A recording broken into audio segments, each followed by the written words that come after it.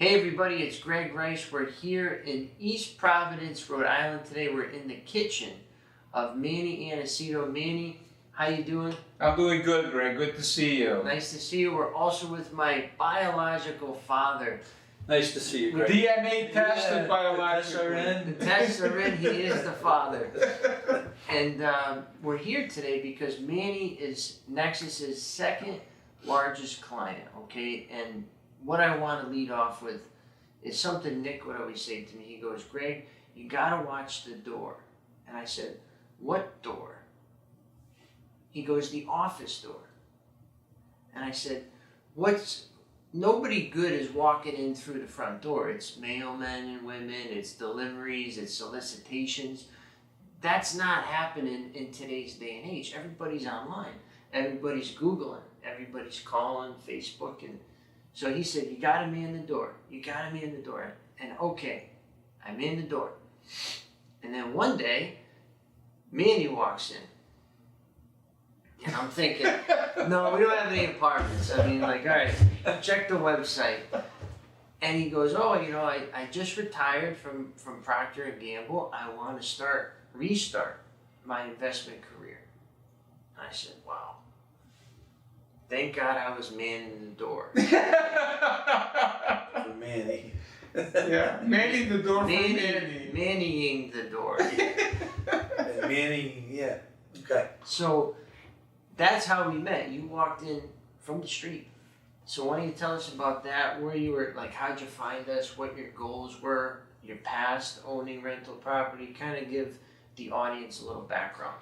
Well, I had retired from Procter & Gamble. I was 58 years old, probably about 4 or 5 years before I walked in the door. Okay. And initially when I retired, my wife and I decided, because she had actually retired a couple of years before I did, and the family was growing. My kids were having their own kids, grandchildren. And my wife and I had made a decision that we were going to babysit, offer our kids child care by grandparents, so they didn't have to worry about child care and they could focus on their career going forward. Because, you know, both my wife and I felt that we've always felt very strongly in adding value to our family, and what better value, what great degree of value could we offer them child care, right? So we spent the next 4 or 5 years completely devoted to our grandchildren. And then the girls, Isabel and Quinny, went to kindergarten. So ended up with Mason. And I began to feel that, hey, we got one left. In a year or so, he's going to go on. And what am I going to do? So I began to seriously think about having something to do to get up in the morning and continue to add value to the family. And I actually spent probably about a year looking at various opportunities. I looked at franchises, I looked at a whole bunch of opportunities. And my focus was that I was retired, so I still wanted to maintain the freedom that retirement brings, but I wanted to sink my teeth into something that I could hold on to and build value. And I looked at all different businesses. But again, businesses that didn't require for me to, I kind of reached the point where I thought that, hey, I'll go into a franchise and I know that I have to commit 2 or 3 years of full-time, 60, 70 hours a week, which is nothing new to me because that's basically what I did throughout my whole career. But then I started thinking about real estate. And real estate was kind of a touchy subject between my wife and I, because I got into real estate early on, and it was overwhelming because she had her career, I had my career. There was a stage in my career where I actually was given an assignment to work at a customer's headquarters, kind of as a consultant, and that this was in Quincy, Mass. And the traffic It was actually Stop and Shop headquarters. And the traffic, I had to get in early, leave the house early, and leave the office late, because it's either you leave late or you're gonna spend 3 hours in traffic. And we already had some real estate. Actually, we had 9 units, 3 different buildings.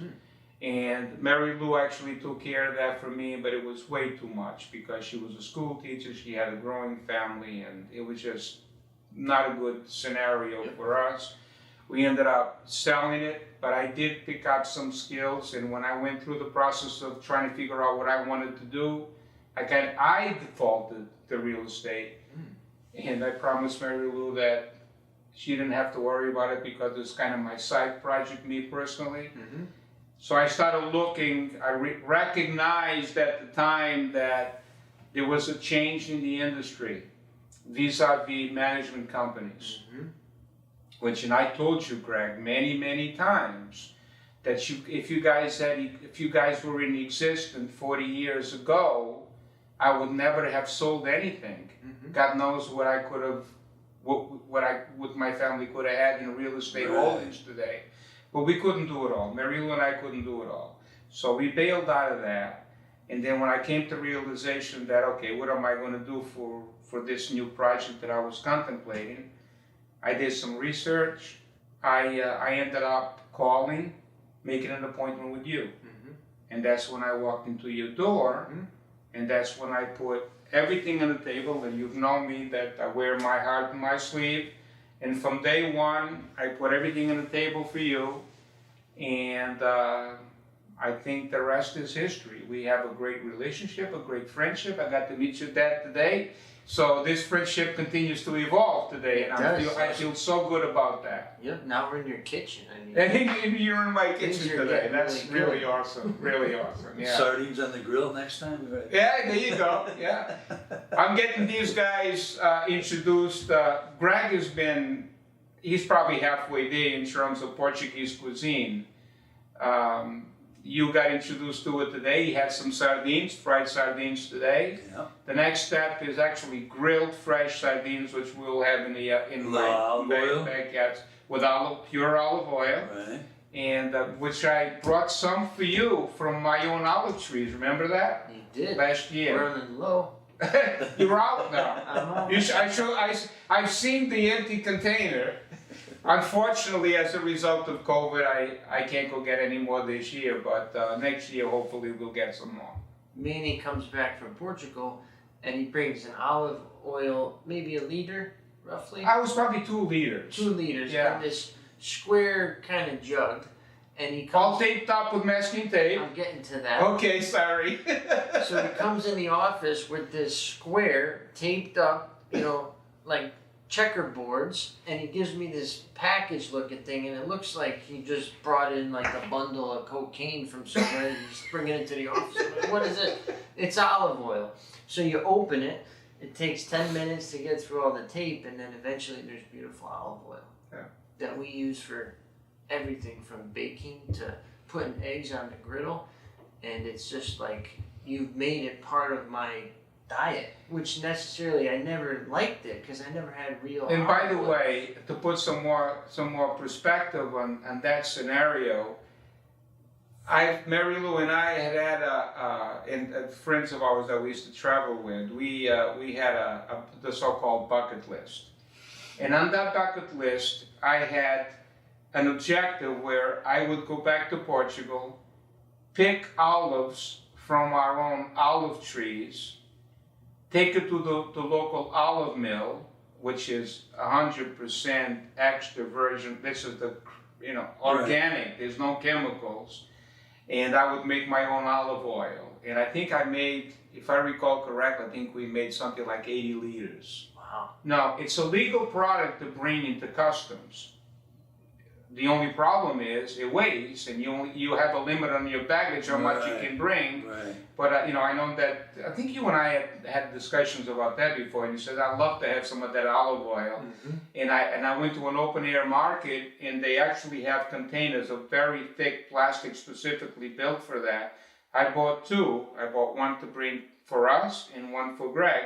But to be extra secure, I put it in plastic packaging and it would mess with with duct tape. Right. I duct taped it, like if something happened, if they threw the baggage, and ran it over Right. with a truck, Still, it would still be okay. We were. And it's like, that, and then the wine, and then the bread, and it's just all these things that you probably have been doing for your whole life. Right. But to me and to now Dad, it's like fresh pastures of experience. Right. And I thank you for that. Thank you so much. It's my pleasure to share all this with you guys. And I didn't even know, you've lived in East Providence for how long? Well, when we first came from Portugal, we talked about that we had lunch at Portuguese restaurant here in town in East Providence before this. The name of the restaurant The is? name of the restaurant is O Diniz, And it's on Warren Avenue. Warren right? Avenue, East Providence. Check that out if you're at home looking for a good meal. It's awesome. They do a fantastic job. You've lived here in East Providence? No, actually, when we first came from Portugal, we lived in Hartford, Connecticut for 3 years. And then we made a move to Rhode Island. We lived in Fox Point, which was kind of the epicenter of Portuguese immigration for many years. And is that East Providence by the water? East side of Providence. It's like an extension of Brown University campus, Okay. that area there, Okay. which has become a really quaint, Yeah. very, very expensive part of Providence, an extension of the east side of Providence. People that invested, we're here because of real estate, and people that invested in the old Fox Point, they're probably all multimillionaires today. Easily. And we still have family there, obviously. And in East Providence, we moved to East Providence probably around 1974. I got married in 1976 when we were already here. So I'm thinking about 1974. And when you first moved here, you worked for your uncle Manny, right? At Friends Market. Why don't you tell the folks at home a little bit about Manny and tell them about his recent birthday celebration and what that really means, what that was a summation of. It's talking about having a history and impacting the community and having a legacy. My uncle Manny Pedroso, on Brook Street in Fox Point, Providence. He has owned a grocery store there for probably about 70, 75 years, I would think. And I worked for him throughout high school, part-time, and throughout college, part-time, in Friends Market, which was not only a business, but it was a community center. Back in the day when, through probably the biggest influx of Portuguese immigration into Rhode Island, folks depended on Friends Market to get them an apartment, hook up the utilities, help out with driver's license, get a job, buy their first car, how do I get my license? All the needs that immigrants into a new country, into a new community needed. Really? And my uncle offered all those services as goodwill, basically, goodwill. My uncle Manny has just celebrated his 100th birthday last year, and the community in the state of Rhode Island recognized him as the man of the century, which obviously, needless to say, that myself and the entire family, and Greg, you were there. The Manny of the century. The Manny of the century. You were there when he was recognized at the Capitol, the state Capitol. Thank you so much for showing up. Yeah, I really my appreciate pleasure. you supporting the family. My pleasure. I don't think my uncle ever knew that you were there, but you were Maybe there. you'll watch this. You will if you watch That's it. him scrolling on YouTube. But talk about a legacy. Talk about a legacy. Talk about a life worth living. Talk about leaving an impact in an entire community. My Uncle Manny and my Aunt Maria certainly accomplished that, and the whole family. I know his grandchildren, his great-grandchildren are incredibly proud of him, and so am I. I worked for him He took me off the street, so I never got a chance to get into trouble. Good. And we had so many memories and life-changing lessons that I learned at Friends Market through the time that I worked there, throughout my younger life. You know, I worked there until the eve of my marriage. I worked there on Saturday, throughout the whole day on Saturday, and I got married the following day, July 4th, 1976, the bicentennial of this country. And I worked there until the very last minute, until I got married, and I went on with my career. And but I will always have the most loving and sensitive feelings for my uncle and my aunt and Friends Market. This is where the beginning of whatever I'm worth today in terms of my character. And certainly Friends Market contributed to that incredibly contribution to whatever I turned out to be, good or bad, but hopefully good. And Friends Market is certainly accountable for a big reason for that. So how old were you when you started working there? I don't want to break any rules, but I think that I don't want to expose my uncle to labor laws. the labor laws, but I think I was around 14 years old. Oh, that's fine. I think Yeah. I say like you were 10 or It's a something. permit, but So you were 14, all right? How important, now that you're older, was that working experience to your growth? How important is working to your maturation as an adult?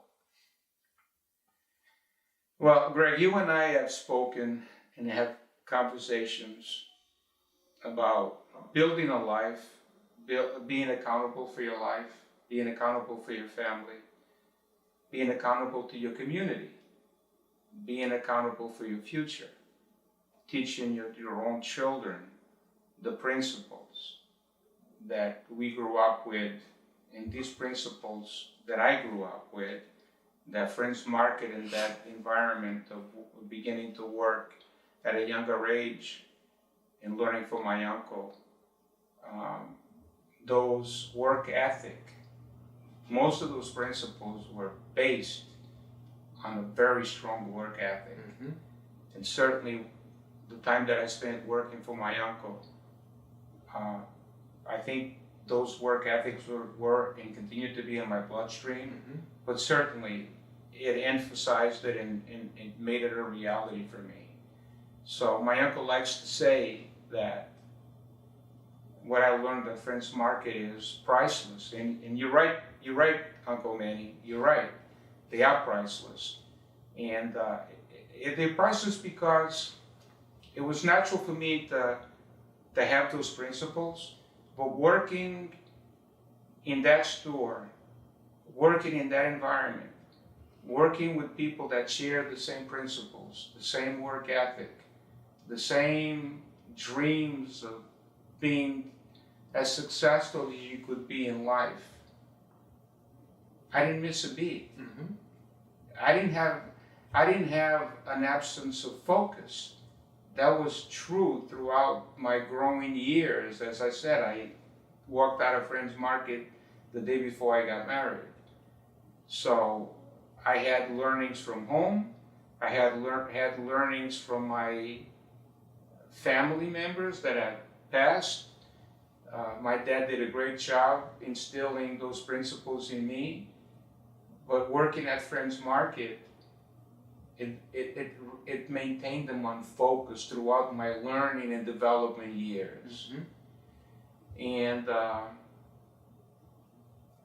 those principles have always been so important to me that raising my children, those principles were my priority to make sure that my kids grew up with those principles. That's how important they were to me. And you're right, Greg. I feel one of my biggest accomplishments in life, I think, is the fact that I was able to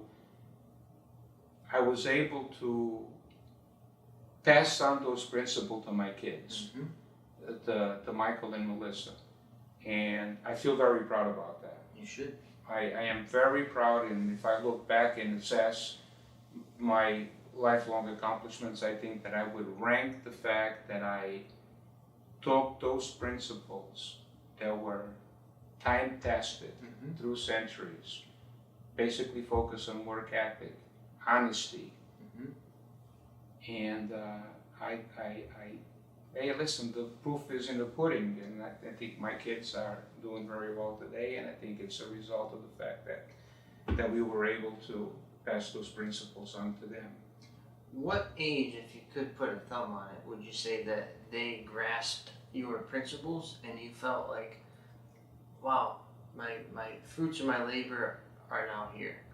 You can't, or is it intangible?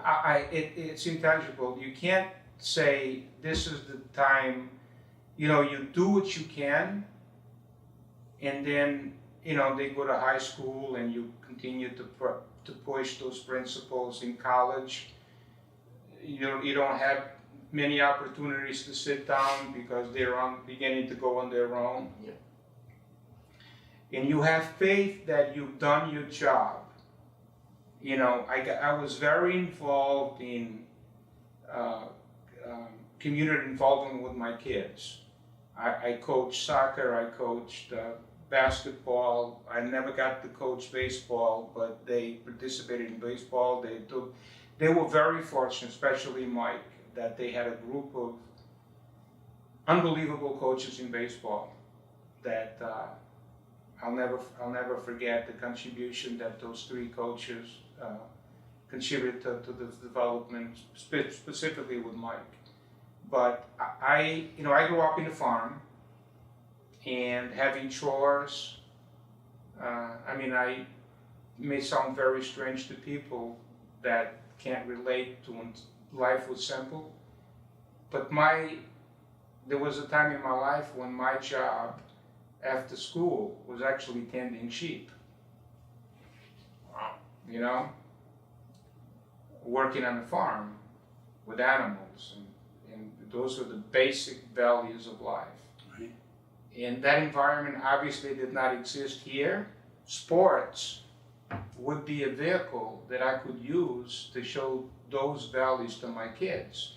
When I told Mike that you playing center, because Mike is always a lot taller than I am, you've met Mike. Yep. He says, you're going to be playing center for your CYO basketball, and your accountability playing center to be like the ultimate stoppage of somebody scoring. So I kind of used the soccer field and the basketball court as a way to show accountability and responsibility. Right. I didn't have a farm. I couldn't down to go out and plow a field. Right. But so I used the sports experience as a way not only to be a team member, to do it for your team, to do it for your community, but to use the concept of sports in the team to kind of bring to life the principles that I wanted them to learn. And why don't you tell the folks at home how successful your kids are? I don't like to boast about my family, but I will do that since you asked. Yes. With a lot of humility, I will do that.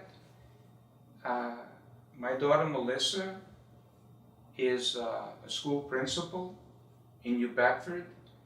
She is accountable for the building, that between the student body and all the personnel, it's around 1,000 people. And she's a very petite young woman. And I'll tell you a quick story regarding Missy. I took my dad to visit her building, and on the way home, my dad says to me, so amazing how such a small woman has the courage to take on this kind of responsibility. I mean, this is the kind of stuff that really makes your heart move.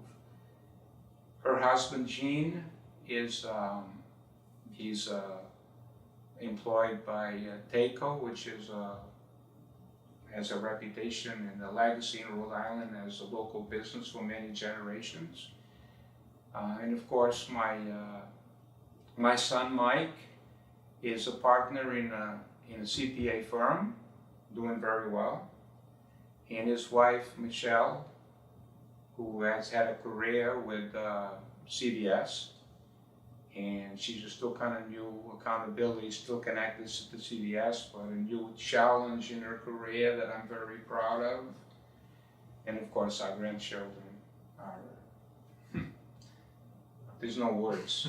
There's no words in terms of explaining the feelings and the emotions towards grandchildren. Okay. So Dad, right? You just met Manny. Okay. This is first time, right? Yeah. What is your, when you go to bed tonight and you're thinking about how great Manny was, That's kind of a setup there. what is going to be the thing at the top of your mind, the most lasting impression that he's made, on your psyche? Well, I think I said before, he's got that old school thing about him where family is like number one. And you remind me of a fellow that I used to work with for a number of years, an older guy. And his family was first, and then everything came in after that. And I admire that a lot about Manny. Thank you. I have to say that. Thank you.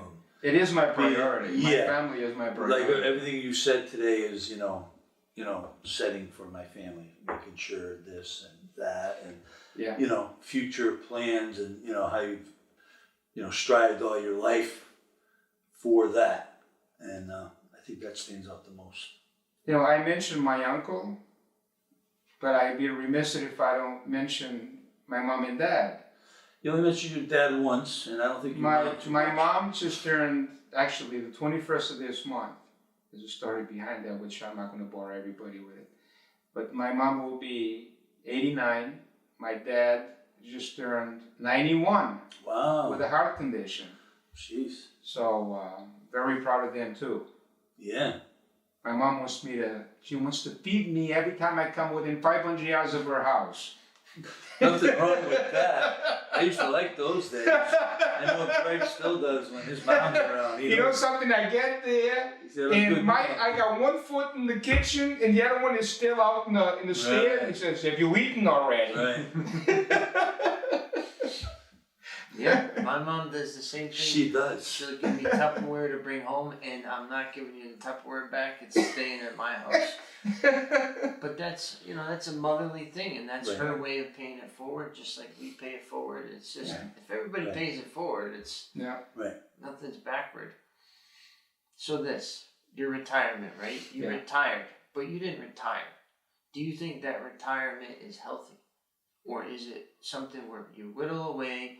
You hang out at Dunkin' Donuts and you just, what are you doing? Well, I'll tell you, and I tell you, I work for a multinational company, multi-billion dollar company. Which is Procter & Gamble. Which is Procter & Gamble. The best thing that it was, something, Procter & Gamble is a global company, and I was brought up with certain principles. And working for Procter & Gamble, a multi-billion dollar company, a world company, and they enhanced my principles. Working in that environment took my principles that I grew up with, that I passed on to my kids, and they actually, within a professional, dog-eat-dog world, competitive environment, global competition, nothing took the place of sticking with your principles. So I've always say about that company that I worked for 33 years, what a great fit that was. I was blessed to be able to be hired by that company because I did not fit the mold. I did not fit the background. I mean, they hired from Ivy League schools. And here I am, an immigrant that worked in Fox Point in my uncle's store. Right. And I got to break the interview with him. It was a long process, that interview, but I was blessed that I was hired by them. But I've always said that, you think that a big corporation that you have to compromise your principles. They didn't compromise my principles. Hmm. I learned how to enhance my principles of honesty, truth, do the right thing, which is incredible for a company that size. And that's why they still exist today, because I believe they're about 160 years old. If you take a look at the Dow Jones 30, there's only like a handful of companies that are over 100 years old. Mm-hmm. They're all failed because they did not hold to their principles. Mm-hmm. If there's one thing about this company that I work for, that I am so fortunate that I spent 33 years working for that company, is that those very simple, basic principles that I grew up with, they enhanced those principles. I took those principles to even a higher level of honesty and dedication and hard work. It's awesome, absolutely awesome. So, to my question, when you did retire though, Yeah. did you feel like, okay, I've enhanced my principles, I'm just gonna hang out and be retired? Or did you feel like... And I lost my train of thought on that, Greg, because I was going to go and tell you that, you know, organizations at that level in the world, they perfect a lot of things in life, stages of life. And they actually invested a lot of money in people that are about to retire in terms of taking them through the process what retirement means. And I went through those classes. They hired consultants to take upcoming retirees. You know, how do you handle the transition of a dog-eat-dog world competition, and how do you going to be retired and be able to make that adjustment in life? And there was a lot of things that we learned in those seminars, but one is that you cannot sit on the couch with a handful of peanuts in one fist and a beer in the other. Mm-hmm. You got to make the transition. You either do charity work, or you know, you can almost put together like a second career. Mm. You know, you don't have to obviously bring home the bacon, Right. but you need to stay busy. If you don't plan for your retirement, in that plan should have some activity, some goals, some strategy. Stay busy, continue to make some contribution to your family, to the community. You are doomed to fail, and your health will go, your drive will go, and eventually, you know, it'll be doomsday. Right. So you have a choice of continue to be involved, continue to set goals, whatever the field of expertise. I mean, you learn so much working for a big company that you could be a consultant. Even, I did a lot of charity work. I couldn't find it. I'll be very honest. My goal was to do charity work. I didn't find a way to make a contribution the way I wanted to. What do you mean by that? After working in a competitive world, results drive you. And I found that charity organizations are more of a bureaucracy than delivering results. Mm-hmm. And I found myself completely lost. Now, I did volunteer to work for SCORE, which is an organization, a volunteer organization that works with small business administration. And I actually enjoyed, and I had experience of bringing in, of actually sitting down with like second, third generation of businesses in the new third or fourth generation down the road, and they were having difficulty surviving. And they would come in, people would come in with new business ideas. I really enjoyed that. But then I decided that, you know, I do have some expertise. Why not try to do something on my own and build value for my family? So why don't you, to the folks at home that may be retired now or going to be retired in the future, why don't you tell them what your normal day is like, and not the rental stuff, but just your daily lifestyle. What time do you wake up? What do you eat for breakfast? What are you doing for lunch? What are you doing at dinner? What time do you go to bed? Kind of like take us through a Manny day. Well, that's kind of I don't know, I really, I'm kind of embarrassed to kind of tackle that because I'm very structured when it comes to commitments to people, organizations, my parents, people that are important to me, my kids. I still make a contribution in taking care of my grandchildren when they need me to. COVID kind of took that away from me, but I was very involved in after school, picking up, that type of thing. I'm very committed to the commitments that I make still today in my retirement. Not so much committed to me personally. So, but to try to answer your question is, I am absolutely committed to staying busy, to have goals and objectives almost on a daily basis. Believe it or not, this is kind of sick, I suppose, to people that may not believe in this, but it's a matter of maintaining your life in a semblance of structure. I could not survive without some type of a structure, and I try to apply that on a daily basis. I mean, we are sitting in my kitchen. I kind of thought that my house needed a facelift, and I've had contractors here now for about 6 weeks. We are pretty much done.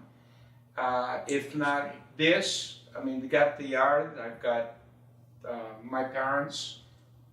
They take a certain percentage of my day, of my hours available.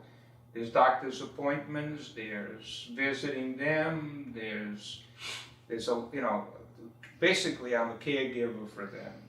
So in terms of, to answer your question, I don't think that I have a specific schedule. I'm kind of flexible depending on, I've got a calendar, all of their appointments are scheduled, all of the commitments that I make to my kids and my grandchildren are scheduled. I've got a social life. I have a lady that I spend time with. Obviously, she takes some part of my schedule, and I'm very glad to have her in my life. She's very incredibly special glad lady. to have her in my life. We have a lot in common. I think she helps me maintain this philosophy that I've expressed here over and over again. So I'm very glad to have her in my life, needless to say. But in terms of my daily activities, is number one priority is I feel that I need to deliver value every day. Is it to me? Is it to my lady friend? Is it to my parents? Is it to my kids? Value is what drives me. Mm-hmm. Value. Incremental value. Daily. Yes, Daily. on a non-stop basis, Yeah. continually. That's something that Nick, our CEO, he talks about that. That right? He always says, provide value, provide value, provide value. And it's like, how would you define value? Tie it into the supermarket world. How did they define value? When you were with Procter & Gamble, and you're dealing with shampoos and detergents and all these other things. Oh, that is so easy to answer. What was their Now value? that you brought it to that level is so easy to answer, but it's incredibly conceptually, the depthness conceptually of what I'm about to tell you, you really need people that will watch this or listen to this, really need to focus on that, is improving people's lives. Simple. Find a way to improve people's daily lives. It's just as simple as, in the business that we were in, I've always told you that when I was doing most of the work myself in turning over an apartment, before I walked out, I would look back and say, could I live here? And if I picked something that says, No. I don't like, I would not like that. Really? I couldn't leave that building without fixing it. Really? Because if that bothered me, it's like a stone in your shoe. Yep. Right. If I missed a spot on the paint, they could be in a hidden I'm like corner. that. Yeah. But I say, no, somebody's gonna be sitting at the dinner table and look at that, and that's gonna bother them. Right. And I would never leave an apartment unless I look back, and I would physically go back into every room and check everything. And if there's something that would bother me, it would bother the tenant, and I would have to fix it. Make a punch list. And that's building value, Yes. right? Yeah. So, yeah, Improving people's lives. improving people's life. This is what life should be. Right. Me too. That's, you know, Family comes first, you and know, then whatever's left over, I'll gladly share. Think, now think about it. You Yeah. raise your kids with the hope that they will have a Right. better life. Right. That's improving our kids' Right. lives. Do your Exactly. grandchildren come along and you hope that they do even better? Correct. And I mean, if you imagine living a lifelong philosophy of every day you wake up and your goal is find a way to improve somebody's life. What better goal in life? Nothing Beautiful better day. than that. Huh? It's a beautiful day. It's like making someone laugh, you know. Exactly. Yeah, You know, that's improving whatever. somebody's life. Yeah, you know, Yeah. I'm good at that. You know. Add it on the resume. We'll make you. Yeah, it's easy. You want to hire me? You're laughing. So, all right, switching gears a little bit onto the supermarket, which I think you're probably interested in. I'm interested in too. What was one of your moments in the supermarket world that you said, wow, I can't believe that is that way. I cannot believe that. That's a bar of soap. I didn't think that much went into it. Something of that nature where so much kind of R&D, research and development, was put into a product or a strategy or maybe a loss leader. Like, what was something that really kind of was like, wow, I can't believe that is that. You know, when you walk into a supermarket, there is so much structure, so much consumer research, meaning that they are companies that have invested heavily in understanding what people are looking for. And they try to somehow make it physically available to them. Like when you walk into a store and you're looking for a specific product, there's so much money, so much research in making your experience as a consumer to find the product that delivers the value that you're looking for. There's somewhere between 30 and 50,000 items in a supermarket. Wow. And you walk in and you're looking for whatever you're looking for. How do you make that experience pleasurable, easy, pleasant? So I think that's the ultimate goal for anybody that runs or has a supermarket or any type of business where the consumer comes in. How do you make that shopping experience easy and pleasurable? And by the way, as the world changes and the brick and mortar, they're losing to digital and online shopping. But the same thing is happening there. When you go into somebody's website and you're looking for a specific product, and they better make it easy for you to find it, just like in brick and mortar. Talk about delivering value. People are busy. They don't have a lot of time. I mean, back in the day when I was working with Procter & Gamble, we had all of that research. We understood the consumer better than anybody else in the world. And, you know, the supermarket is divided into different categories. You got laundry detergent, you've got toothpaste, you've got fruit, you've got produce, you've got meat. And the consumer is so busy today that we found out that they only have 30 seconds to spend in front of any category. 30 seconds. Some categories have as much as 1,000 items in there. Wow. How does he or she find what she's looking for? So if you can make that shopping experience easy, you're bringing value to those people because they don't have time to spend looking and shifting and I can't find it with, you know, that type of thing. So again, everything comes down to adding value. Well, I'll tell you this, they don't understand me. Because when I go to the supermarket, I go all the way to the back corner to get the milk. That's the strategy, though. They want you to But walk that's through not all the understanding me as the green consumer. things. That's and understanding Fruit their goal Loops. of me buying other stuff along the way. But I found that suggestive selling. the back aisle is where I spend most of my time. And that's where the But good I gotta stuff go is. through the fields. I call it the Yeah. fields It's of true though. bread and cereal. They make it that way. and soda. So you have to go, oh, by the way, I might as well grab this on here kind of thing, right? But if the back aisle was in the front, I would never go further than the front of the store. And Meat, I think they know Yogurt, eggs, milk, done. Yeah. Maybe a couple bananas. I think you just answered your own that. question. Yeah. What's the interest for them to have you come in and pick the one item you need and make it as easy as you can for But your yourself? argument was that they understand and want to make it the experience pleasurable.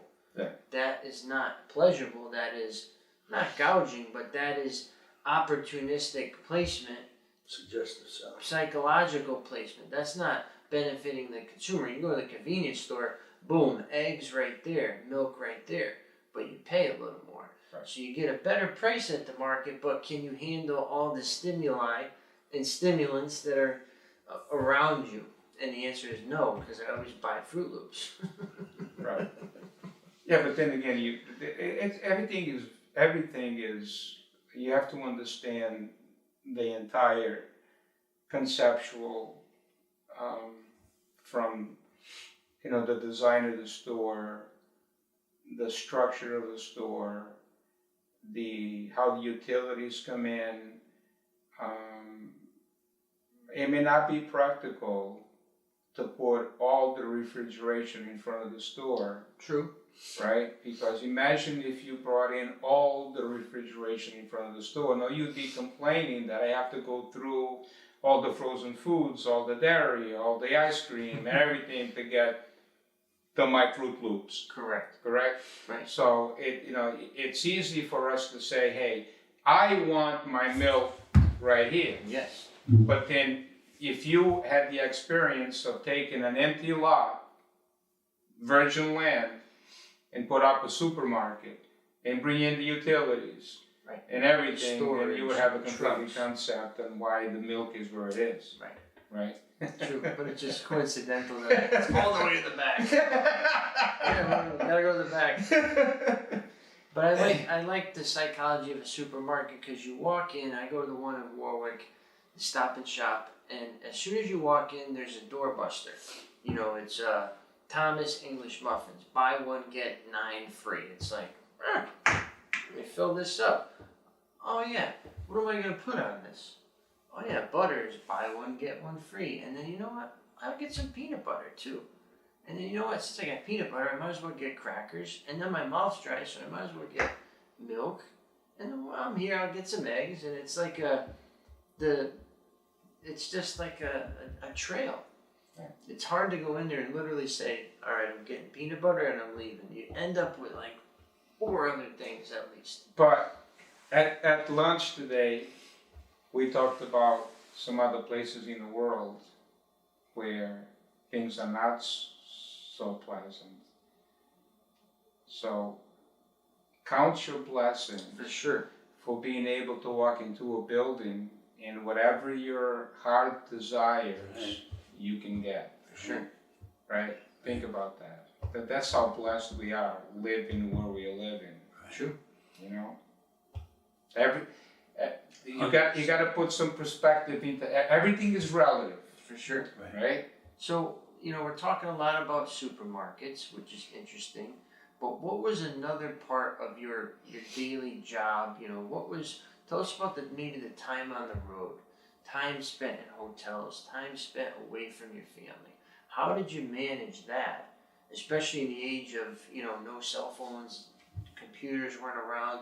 How did you keep the principles that you were talking about earlier aligned and in place if you're in Cincinnati, Ohio, at your office, or you're out in, Tacoma, Washington, meeting a customer? Like, how did you do your job well, but also maintain the presence of a father in your family without being here daily? Well, that's a good question, and I think that it's an incredible challenge for most professional people in today's society. I worked for a very competitive company. Fortunately or unfortunately, through help of the company that I work for, they did personality analysis. And it just so happened, I don't think it's going to surprise you, but I'm an A1 personality. I didn't know that. No, you didn't. So, Wonder what I am. but the B1. the challenge is that you're in a very competitive world, and your A1 personality, which in sales is an incredibly challenging environment to work in. Because, you know, if you have an assignment with any type of accountability, I mean, I had assignments where I was accountable for 20, 30, 40, $50 million a year. So if you take an assignment where you are accountable for $50 million a year, that's basically $1 million a week. Right. All right? That's $200,000 a day. In a competitive environment, you miss a step one day, you'll never recover because competition will eat you alive. Mm-hmm. That year is gone. If you fall asleep for a day or two or a week, Right. Can't get that back. you can't get it back because it's gone. Right. So it's the ultimate challenge for professional people in today's economy. So how do you handle that? It's an incredible difficult thing to manage, especially if you have an A1 personality, and most people in sales kind of fall into that. Yeah. You know, I remember having performance development reviews with my bosses throughout my 30 years career, and it was a great compliment to me. Most of the time they would say, we got to find a way to have you calm down a little bit because you're going to burn out. We cannot afford to have you burn out. So, and that's a hell of a question to answer. And, you know, it touches me at home because I lived there for 33 years. Talk about focus and discipline. If you really care about your family, you really need to focus on that because you could lose your family really easy by pursuing a career and neglecting your family. And it happens every day. I saw it more often than I care to admit. So I think that Mary Lou and I were able to find a way to kind of strike a balance there. When my kids were youth sports, league, CYO basketball, making sure that we went on vacation with the kids. I mean, it requires as much planning and execution as it is to run your business. But you gotta find a way to do that, otherwise you lose your family. Then what do you have if you lose your family, right? So, you know, this is, I'm glad you asked the question because anybody that's in this situation today, and I advise people all the time that you need to take time for your family, you need to take time for yourself. But in a competitive environment, I tell you, it's probably the biggest challenge anyone will face is to be able to strike that balance. I'm glad you asked that question because this is incredibly important for people out there today in this environment, is to somehow find a balance to, you know, to meet your personal goals and to be able to, because the competitive environment, and if you're a competitive person, it's so easy to go to one end and neglect the other. And if you do that, you're really playing with a personal disaster.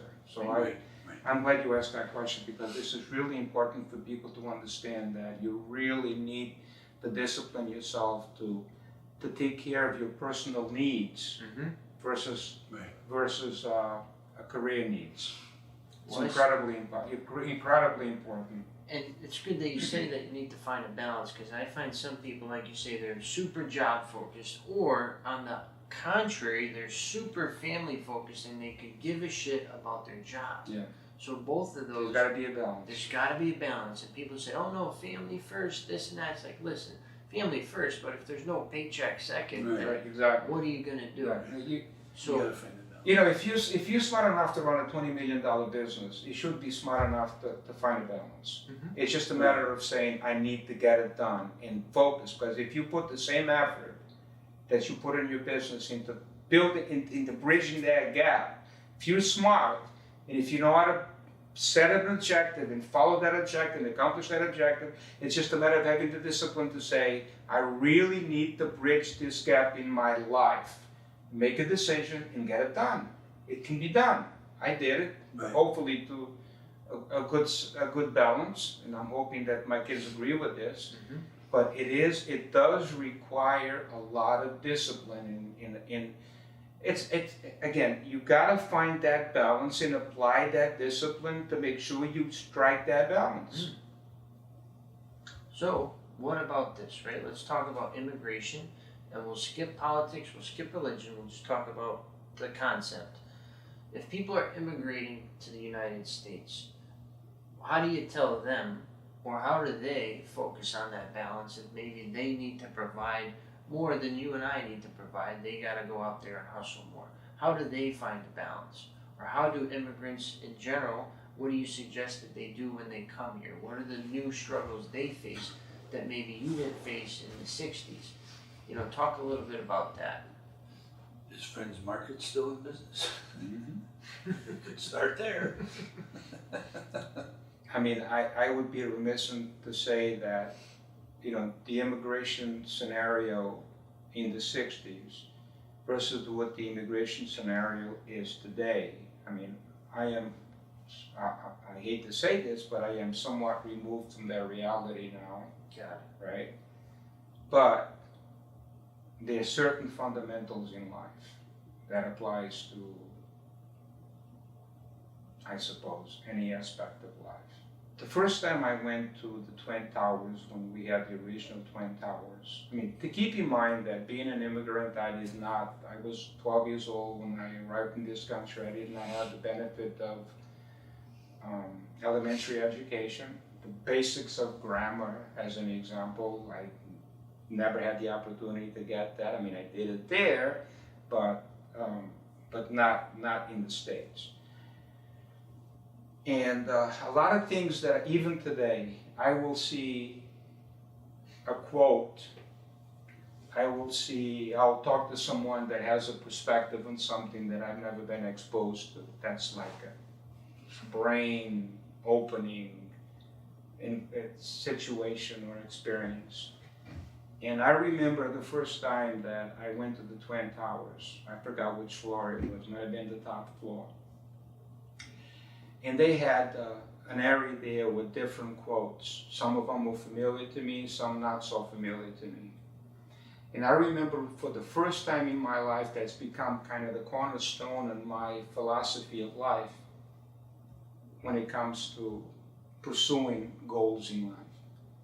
I saw the quote that says, if you wanna feed a man for the day, you give him a fish.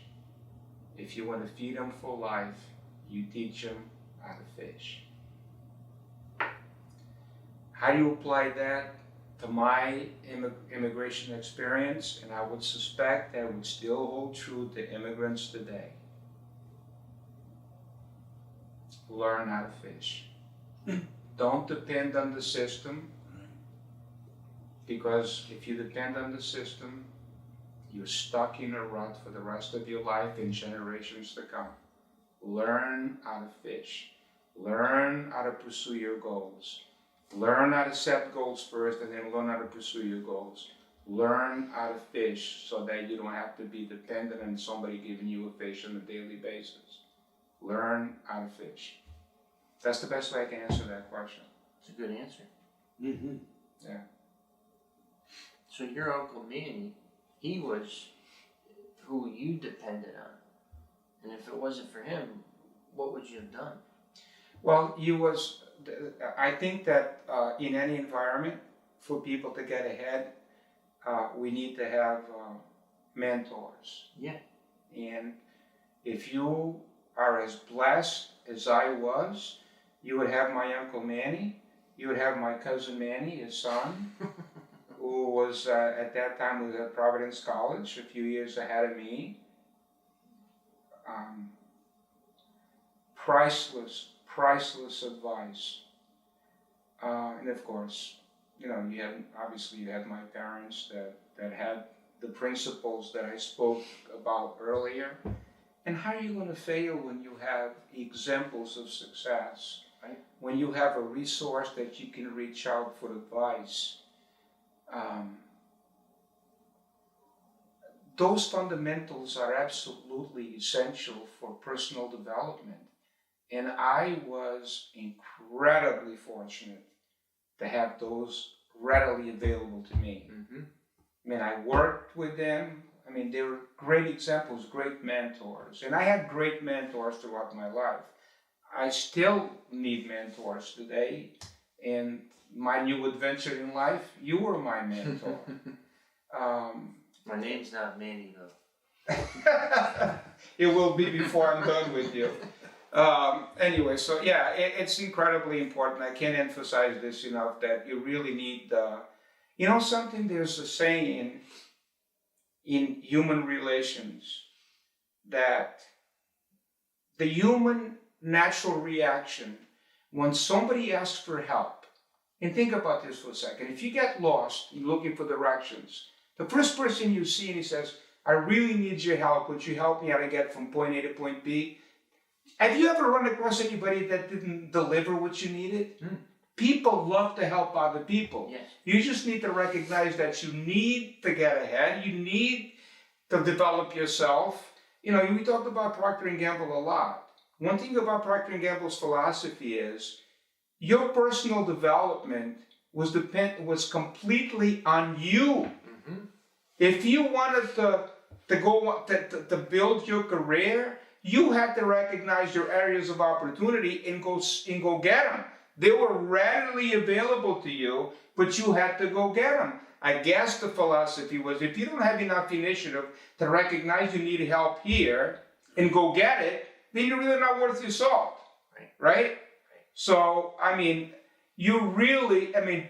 human nature is that when somebody asks you for help, you offer that help. Pretty much, yeah. Right? Yeah. I mean, there's always exceptions to the rule, but as a general rule, humanity will help somebody in need. Absolutely. Right? 100%. You're looking at me really saying, hey, listen, I don't want to interrupt your interview here, but No, it's about you. I got a question for you. It's not allowed. Yes, it is. We'll have to schedule that. The world wants to know how often you get a haircut. Do they really? These are hair plugs. Every week and a half, every 2 weeks, I'll go to Nino's Barbershop in Warwick to my good friend Gus. Shout out to Gus. And Gus knows what I want. I sit down, he does it, and I leave, and it's beautiful. But you can't make up your mind what you want to look like, though. Every time I see you, you got something different going on. Exactly. Attracting different audiences. And Nick actually said, if you shave your head, you're going to get less clients. Yeah? So I used to shave my head. Do you believe it? For ease. I would do the shower, I'd shave, all right, it's done. No problem, don't gotta waste time at the barbershop. And then it's like, okay, Greg, well, you're a bald, intimidating guy. Yeah, I think a little intimidating. So I said, Nick, I'm not intimidating, I'm the same guy. It's what comes out of here, what's in here that people get. It's not this. And he goes, well, they're looking at you differently. So I said, all right, if you pay for my haircuts, I'll get haircuts. So Nick pays for my haircuts and I go on company time. Every Tuesday I can, I sit in that chair at the barbershop for an hour. And you say, thank you, Nick. Thank you, Nick. Thank you, Nexus. So I bargained. I said, you want to make me look how you want me to look, you're going to pay for it. And he does. He's always looking for the bargain, huh? Always looking for the bargain. Always. Always. You want to control my head. That's not free. It's all about me, huh? But that was something that, he said at a Christmas party. Yeah. He had a few. Yeah. And he was having fun. And he goes, grow your hair. And I caught him at that moment. Couple Tito's. He's probably Didn't he offer? He's probably been looking for an opportunity to tell you that for a long time. He always would say that, but I never took it seriously. Didn't he even offer to get you clippers after he saw the receipt? I send in the receipt every month Oh. for the haircuts. So after he gets a couple months of these receipts, he's like, hey, if you want, I'll just buy you your own clippers. But he's even offered to cut your hair. I'll cut it. Yeah. But that's like, the message I got there is like, you can't be afraid to not counter, but to negotiate with your superiors. Like, people think, oh, that's my boss, I gotta submit, I gotta just, but I was like, you know what, you're my boss, but also, let's make a deal. Yeah. So Nick has enabled me and empowered me to kind of challenge the status quo, and I think that's in a healthy way. And I'm very grateful for that. And I feel like you did that your whole life, and you still do that. Yeah. You're starting your investment career when most people are ending it. Right. Well, as I said at lunch, it's kind of ironic that, the properties that I purchased, when I meet the sellers, they're at my age and they calling it quits. And it's like, I actually have asked a few of them for advice. It says, what do you think about, you bailing out, I'm just getting in. Water's warm. Water is warm, yeah. Everybody's got different perspective in life, and the worst thing you can do in life, I think, is to try to follow any specific template that society kind of to some degree, society kind of encourages you to follow a template, and some people feel very comfortable following a template. Right. I was never that way. Never. No, I never felt comfortable. I never felt that my salary, that somebody, starting with my Uncle Manny, when he gave me my payment at the end of the week, I always felt that he was overpaying me. I never felt in any way that my boss or the company that I work for was taking advantage of me. I always felt blessed to get that paycheck. Wow, that's cool. I never retaliated, never questioned, never felt bad that I'm not getting paid what I'm worth. I think that I took it upon, I saw that as my responsibility, that if I wanted to make more money, I needed to step up. Yeah. I never sat back and said, gee, I'm working every day, I deserve more money. Never crossed my mind. As I said, starting with my Uncle Manny, when he came over to me and he gave me that roll of whatever was in that roll of money, I always thought that he was paying me too much then, and I felt the same way about the last check that I got from Procter & Gamble. I was blessed. Yeah. Most people don't have that outlook. Oh, I do. Most people look at it and say, yeah, not how enough. much do I get? Not enough. And people have asked us over the years, like employees, they say, oh, how about a raise? And it's like, why? Tell me what you've reached for. Tell me what additional tasks you've taken on. Tell me what you've done to grow the company. And it's always just like, oh, well, I've been here. Right. That's not the answer. Absolutely. It's what value that you've brought to the table. Right. So, good point. So before we go, we got a couple minutes left. Dad. Yeah. What is your final question for Manny? If there's anything you could change in your life as it's gone, what would it be?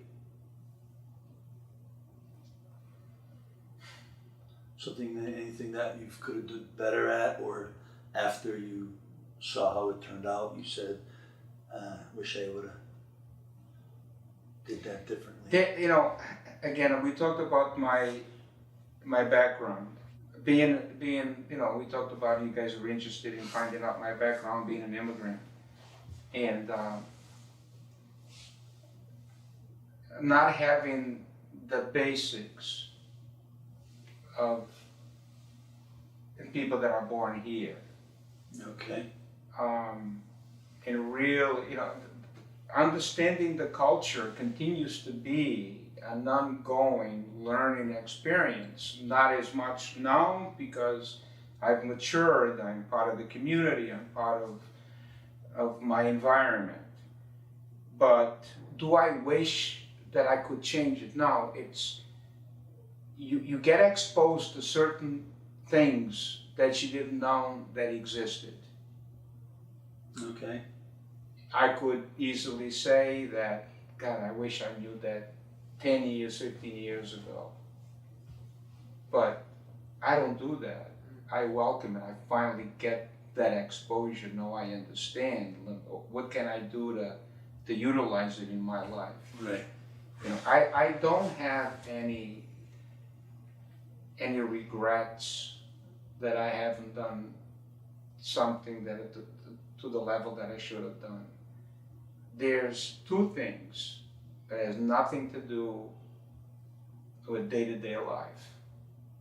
You know, most people wish that when the day comes to go see our Maker, that we don't have a lot of regrets in life. At least I feel that way. I've got one or two, but these are things that, it's personal things that I personally should have done, like, for example, going to someone's funeral. Right. Someone, Right. you know, and for some reason or another, I didn't go. That's one. I'm not going to tell you exactly who it is, but that's one, and that's the one that I can think about. It may be another one, but I really don't have any regrets of having an opportunity to do something different and shun the opportunity off. I seize on opportunities. I've done it all my life, and I'll continue to do it. Mm-hmm. You know what I mean? So to answer your question, I don't think I've missed any opportunity of saying, gee, I wish I had done it differently. Right. You know what I mean? We kind of answered the question earlier, and I thought that's how you're going to answer it again. Was Yeah. when you said you owned like 9 units or something early on, Yeah. and then you had to get rid of them for whatever reason. And I thought you might say, I wish that I stayed a little bit into the real estate world, kind of. Yeah, you know, I'm glad you clarified that because I don't think of it as a missed opportunity because my wife and I really tried. We were just overwhelmed with our personal life. Yeah. Two careers, raising the children, and we didn't have Nexus in those days. I mean, think about it. I searched for it. Right. They would have management companies for a 150 unit project. Right. But you know, if you have a three family and you're looking for a management company, there was nothing I searched for it. And then, you know, I had to put my cards on the table and say, at this stage of our lives, there's no way that I can carry this. I mean, we talked about, remember, compromising, not being able to go to if I kept those properties, I would never be able to go, as an example, to my son's little league game where he hit that home run. How would I ever forgive myself if I wasn't there to see Mike's first home run? I mean, I would never be able to forgive myself. You know, so we had to pull the trigger on that, right? Understandable. Yeah. Yeah. Good question. Well, I mean, I found it late in life, and you know, it's the best thing that ever happened to me. And I think it's, you know, to everybody out there, it's a great thing to get involved in. And obviously, we see right here at the table, everybody's doing pretty good. Yeah. Gives you And a reason to wake up tomorrow. in working with your son, I mean, that's another thing. it's awesome. I mean, my kids got their own careers, but I mean, I don't make any decisions without running it through them first. Right. You know what I mean? Yeah, So I've got them engaged the same. Yeah. So, you know, because I'm doing this hopefully at adding value to their future. Right. Somebody said to How me, nice is that? somebody said to me the other day about in terms of, like I'm 66 years old, and I'm in this business now that's 4 years old. And he says, what is your long-term plan? You're 66. And I say, I've got 50 years ahead of me, right? My kids, I'm doing it for my kids and hopefully for my grandkids. I'm not looking for the next 10 years when I'm 76. Right. I'm looking for, my son Mike just turned 38, my daughter just turned 40. I'm looking 50 at, years. I'm looking at their longevity, not mine, but Right, their, right. and hopefully God my bless you. grandchildren's Right. longevity. Mm-hmm. I'm not working 10 years on the road, I'm working 50 years down the road, Awesome. right? So I won't take up any more of your time. We're good. And if you have any questions for Manny, post a comment down below. We'll get that question answered for you. We appreciate it. Oh my God, thank you. Get you again. I love to have you guys in my kitchen, in my newly renovated kitchen. Very nice. You guys are the first guys to actually experience the new renovated kitchen. Cardi's Furniture. I gotta point out one thing to you. Cardi's Furniture. Yeah. There's paint on that outlet cover right there. Oh, I'll be See, look. when I guess what sat down, I spotted that first thing. Guess what I'm going to do the rest of this afternoon? Look for Look for the clock to hide that. I should have scraped that up. add value to this kitchen. There you go. You see, he's adding value. All right. Once again, Greg from Nexus here in East Providence Yes. with Manny and my biological dad. Johnny, to anybody who's watching. If anybody has any questions, once again, biological dad. We did have milkmen in those days.